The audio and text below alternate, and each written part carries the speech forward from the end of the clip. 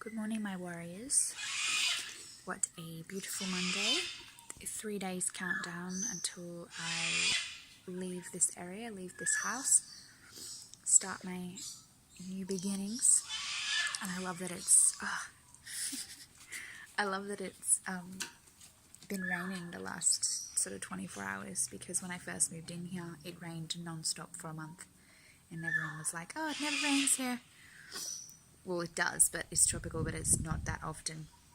And it rained for a month straight, like every single day, and I was like, this is amazing. I just loved it because it was dampening and renewing and cleansing away the old part of me that needed to leave from it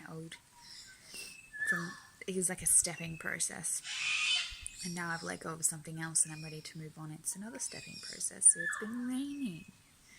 I get a lot of lovely signs from my surroundings. When I ask for something, I get a butt gust of wind or whatever.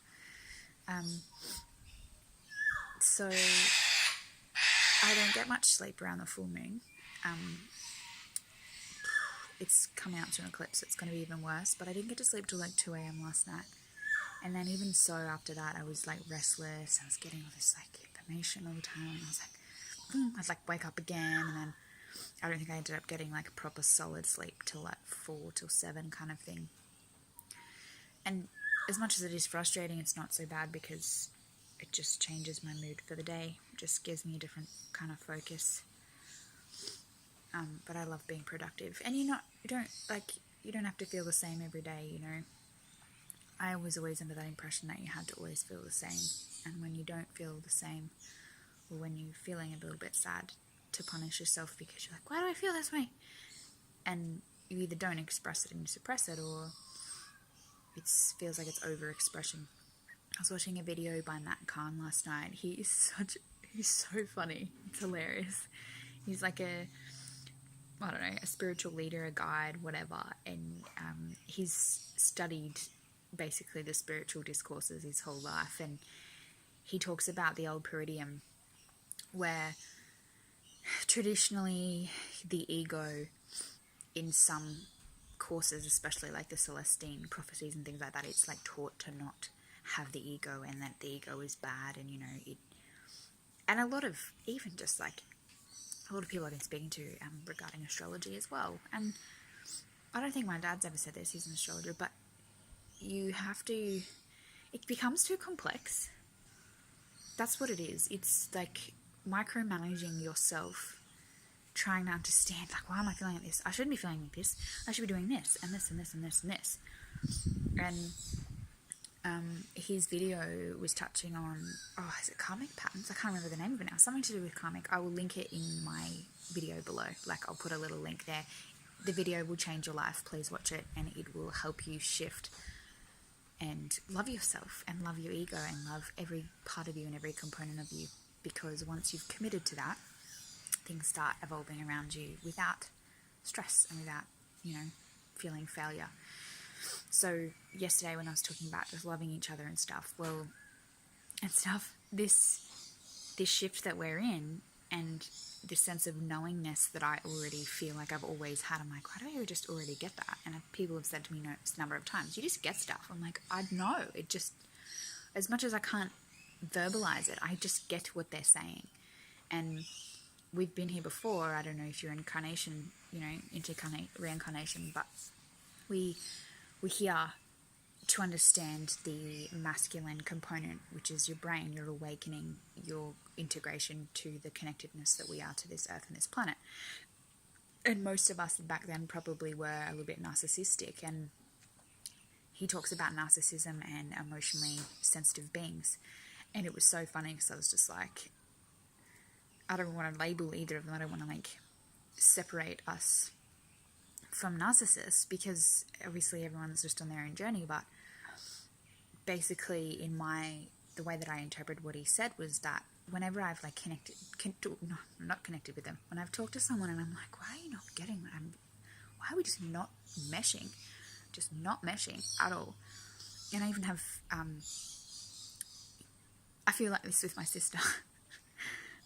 And I've been told before when I've spoken to some people that I have connected with, they're like, oh, she's very much an earthling, isn't she? And I'm like, that's the word for it.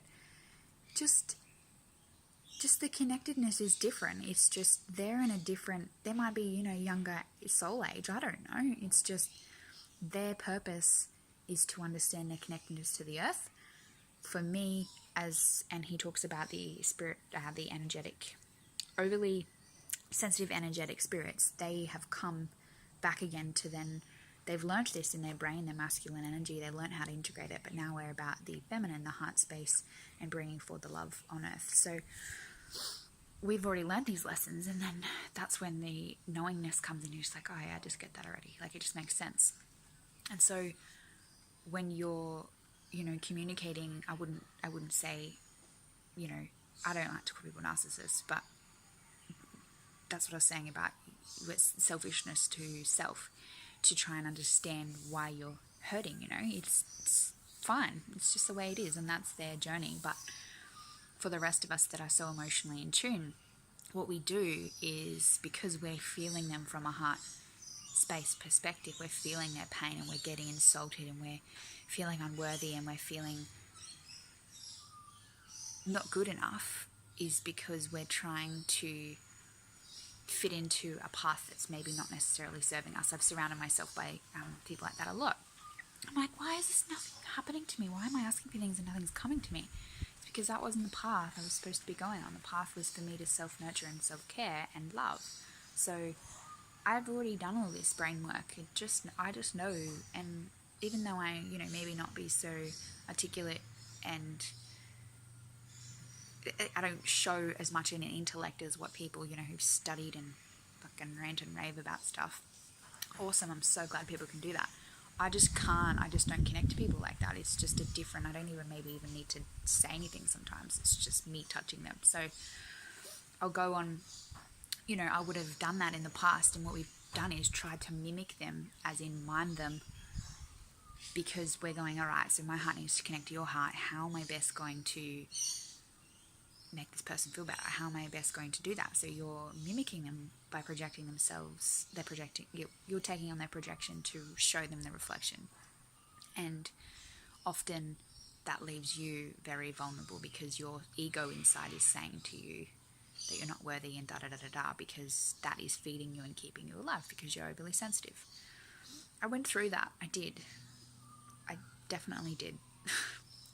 And it's gone now, because I was in such a horribly low sense of self, because it was broken. It broke me down. And he talks about how people around you, have done that to your ego, because your ego is like your inner child. It's your miniature self, and you have to apologize to it, and you have to reteach it how to love and learn to love again. So I went through that, and that's when I was getting really upset the other day, because I was confused as to why people were saying that I was driven by ego, and I'm like, that's not what it feels like. So, but that's because they are. So it was just an interesting video to watch. It just really reconfirmed things for me.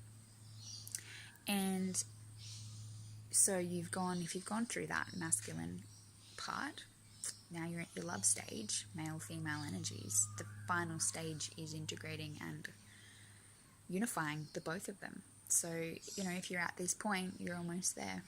You're almost complete. So that's ideally what we want to be. We want to be a oneness, a whole, to then find our twins and commit. To commit to anything that you like. You don't have to commit to a relationship, but just commit to a practice, commit to something, and that, that gives you the sense of wholeness that you need. And your ego is not a bad thing. It's just part of you, and it gives you the drive and you're taking care of it. You're unifying together. So it's really important to love yourself, and to not let other people who are on. It's funny because people say spiritual egos, and that's not what that is. That's a narcissistic ego. So a self-absorbed person that has, why aren't you working for me? Everything's working around me. Then they're their belief is their belief, you know, it's just what it is. So they're not, you know, that's then where we are emotionally sensitive to that and go, oh, then we feel bad. No, just do your own path. Be happy, be free. I could ramble on. I don't want to go over the 10-minute mark, so I hope this is a good video for everyone today. Got a couple of days left in my house, and I don't even know what I'm feeling. It's just happening. I'm just letting it come to me. I probably should start packing. Yeah. Have a good day for a Monday. Thanks for watching.